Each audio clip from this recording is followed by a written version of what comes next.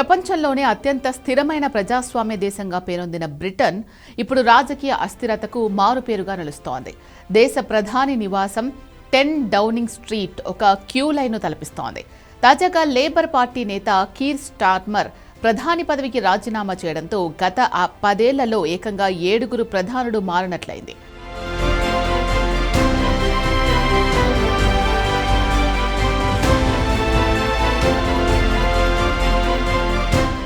ఒకప్పుడు ప్రపంచ దృష్టిని ఆకర్షించిన బ్రిటన్ ప్రధాని కుర్చీ ఇప్పుడు ఒక ముళ్ల కిరీటంలా మారింది.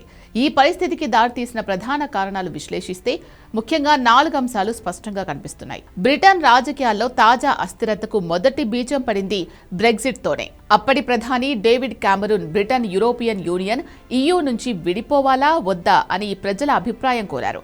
ప్రజలు విడిపోవాలని బ్రెగ్జిట్ తీర్పు ఇవ్వడంతో తాను EUలో కొనసాగాలని భావించిన కామెరాన్ నైతిక బాధ్యత వహిస్తూ 2016లో రాజీనామా చేశారు. కామెరాన్ తర్వాత వచ్చిన థెరిసా మే బ్రెగ్జిట్ ఒప్పందాన్ని అమలు చేయడంలో విఫలమయ్యారు. ఆమె తెచ్చిన ఒప్పందాలను పార్లమెంట్ 3 సార్లు తిరస్కరించడంతో ఘోర అవమానంతో ఆమె 2019లో తప్పుకోవాల్సి వచ్చింది. నాయకుల వ్యక్తిగత క్రమశిక్షణ రాహిత్యం కూడా బ్రిటన్ ప్రధాని కుర్చీని వణికించింది. థెరిసా మే తర్వాత వచ్చిన ప్రధాని బోరిస్ జాన్సన్ బ్రెగ్జిట్ ప్రక్రియను పూర్తి చేశారు. కానీ కరోనా లాక్డౌన్ సమయంలో దేశమంతా ఇళ్లకే పరిమితమైతే ఆయన మాత్రం తన కార్యాలయంలో నిబంధనలు ఉల్లంఘించి పార్టీలు చేసుకున్నారు. ఈ పార్టీ గేట్ కుంభకోణం ప్రజాగ్రహానికి కారణమై 2022లో ఆయన పదవిని బలి తీసుకుంది. తర్వాత ప్రధాని కుర్చీలో కూర్చున్న లిజ్ ట్రస్ బ్రిటన్ చరిత్రలో అతి తక్కువ కాలం పనిచేసిన PM. కేవలం 44 రోజులు మాత్రమే లిజ్ ట్రస్ ప్రధానిగా కొనసాగారు. ఈమె కోవిడ్ తర్వాత దెబ్బతిన్న ఆర్థిక వ్యవస్థను పరుగులు పెట్టిస్తానని చెప్పి సంపన్నులకు ఏకంగా 45 బిలియన్ పౌండ్ల పన్ను మినహాయింపులు ప్రకటించారు.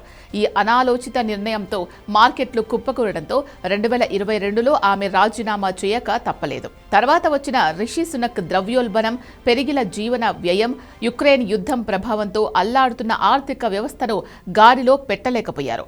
వలసల సమస్య కూడా తోడవడంతో 2024 ఎన్నికల్లో ఆయన ఓటమి పాలయ్యారు. ఒక పక్క ఆర్థిక అస్థిరత నెలకొని ఉన్నా కూడా మరోపక్క పార్టీల కంటే గ్రూప్ రాజకీయాలు ఎక్కువయ్యాయి. భారీ మెజార్టీతో అధికారంలోకి వచ్చిన కీర్ స్టార్మర్ కేవలం 2 ఏళ్లకే 2026లో పదవిని కోల్పోయారు.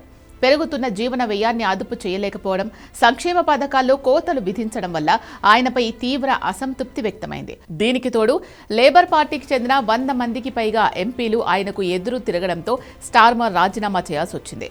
బ్రిటన్లో పదే నాయకులు మారడానికి మూల కారణం దేశం ఎదుర్కొంటున్న ఆర్థిక, సామాజిక సవాళ్లకు ఏ ఒక్క నాయకుడు స్థిరమైన పరిష్కారం చూపలేకపోవడం. బ్రెగ్జిట్ వల్ల యూరప్తో వాణిజ్యం దెబ్బతిరడం, కోవిడ్ అనంతర ఆర్థిక మందగమనం ప్రజల్లో తీవ్ర అసహనాన్ని పెంచాయి. దీనికి తోడు నాయకులు ఏ చిన్న తప్పు చేసినా, కఠిన నిర్ణయాలు తీసుకున్నా సొంత పార్టీ ఎంపీలే తిరుగుబాటు చేసే సంస్కృతి పెరిగిపోయింది. ఏళ్ల తరబడి నెలకొన్న ఈ రాజకీయ అస్థిరత నుంచి బ్రిటన్ ఇప్పట్లో కోలుకునేలా కనిపించడం లేదు.